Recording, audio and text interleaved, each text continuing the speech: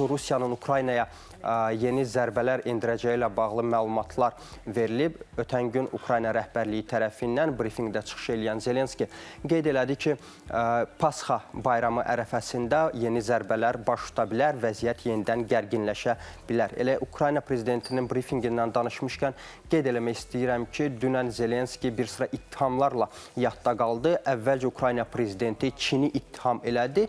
Bildirdi ki, hazırda Çin Rusiyaya silah tədarük eləyir, Ukraynaya qarşı istifadə eləmək üçün və qeyd elədi ki, Ukraynanın xüsusi xidmət orqanlarının əldə etdiyi məlumata görə hazırda Çin Xalq Respublikası Rusiyaya xüsusilə artilleriya sursatları, mərmiləri, eyni zamanda digər vasitələr, barıt xüsusilə göndərir. Qeyd eləmək lazımdır ki, daha bir ittihamla ABŞ prezidentinin xüsusi nümayəndəsi Steve Witkoff üzləşib.